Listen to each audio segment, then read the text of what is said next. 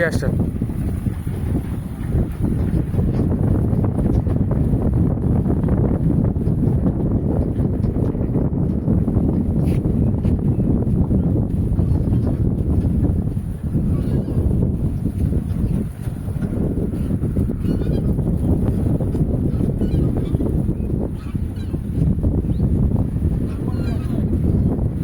এগুলো সব হচ্ছে কলা গাছ হাসান ভাই।